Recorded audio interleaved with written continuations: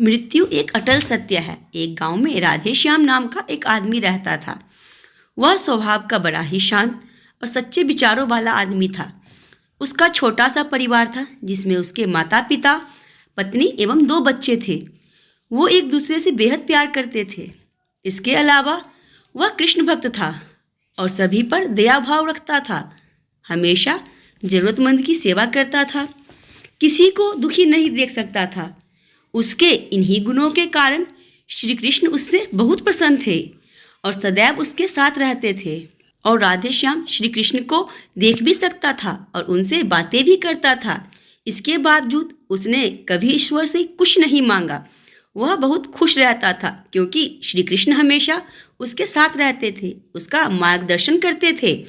राधे श्याम भी श्री कृष्ण को अपने मित्र की तरह ही पुकारता था और उनसे अपने मन की बात किया करता था।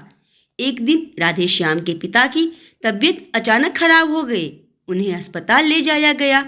उसने सभी डॉक्टर के हाथ जोड़े, अपने पिता को बचाने की मिन्नतें की, लेकिन सभी ने उसे कहा कि वो ज़्यादा उम्मीद नहीं दे सकते और सभी ने उसे भगवान पर भरोसा रखने को कहा। तभी राधे श्याम को कृष्ण का ख्याल आया और उसने अपने कृष्ण को पुकारा।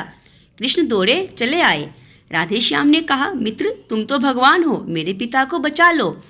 कृष्ण ने कहा, मित्र ये मेरे हाथ में नहीं है, अगर मृत्यु का समय होगा तो होना तय है। इस पर राधे श्याम नाराज हो गया और कृष्ण से लड़ने लगा। गुस्से में उन्हें कोसने लगा।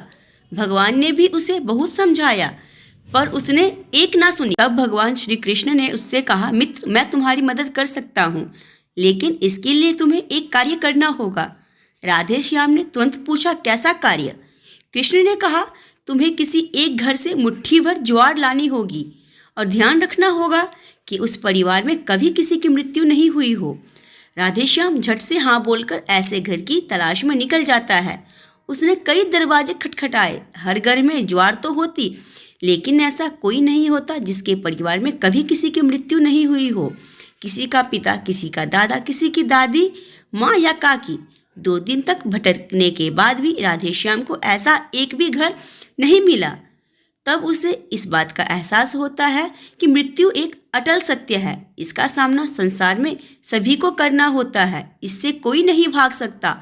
और वो अपने व्यवहार के लिए कृष्ण से क्षमा मांगता है और फैसला करता है कि जब तक उसके पिता जीवित हैं उनकी सेवा सच्चे मन से करेगा। थोड़े दिनों के बाद राधे श्याम के पिता स्वर्ग सिधार जाते हैं। उसे दुख तो होता है, लेकिन ईश्वर की दी गई उस सीख के कारण उसका मन शांत रहता है। दोस्तों, इसी प्रकार हम सभी को इस सच को स्वीकार करना चाहिए कि मृत्यु एक अटल सत्य है। उसे नकारना मूर्खता है। दुख होता है, लेकिन उसमें फंस जाना गलत है, क्योंकि केवल आप ही उस दुख से पीड़ित नहीं हैं, अपितु संपूर्ण मानव जाति उस दुख से रूबरू होती है।